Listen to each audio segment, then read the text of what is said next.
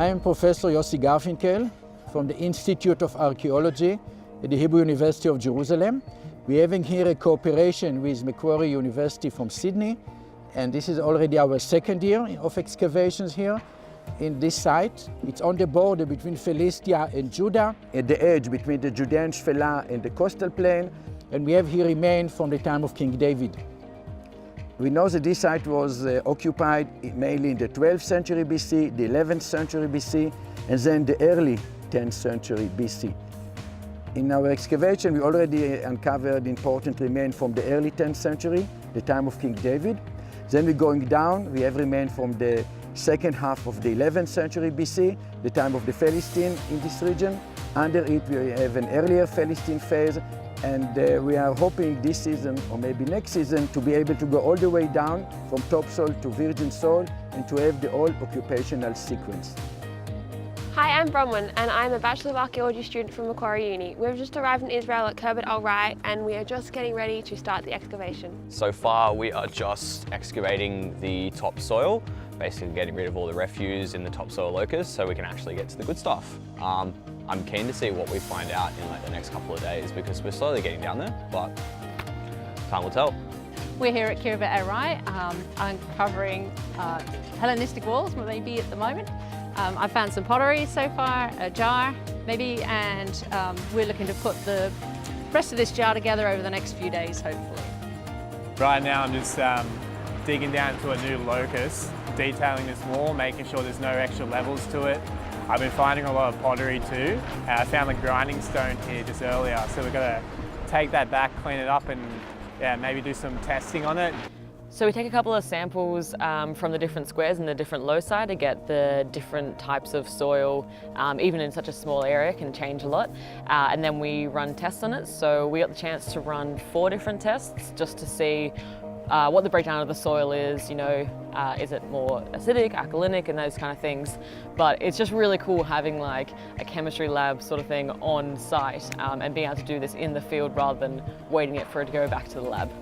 Here we're trying to set up the analytical chemistry laboratory in the field, and the purpose of our work is to find the differences in the chemical composition of the soil during the excavation itself.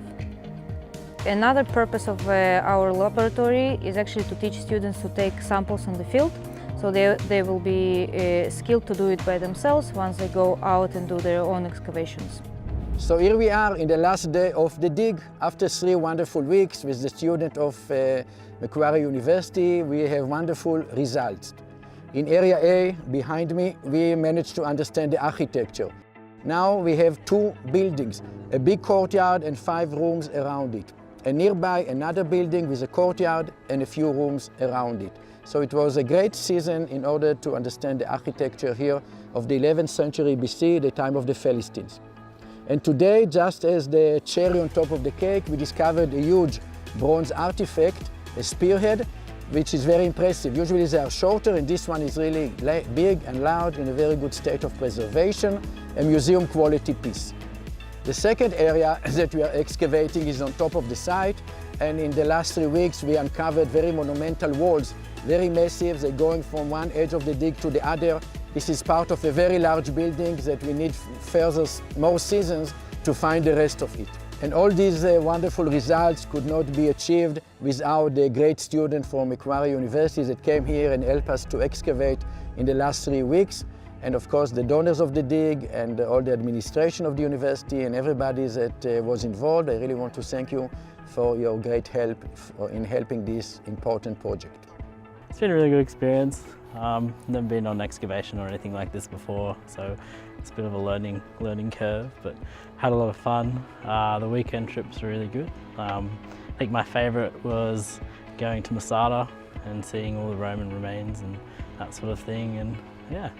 I found my experience in Israel to be very rewarding, and yeah, it's been really fun to see the places that the biblical characters walked.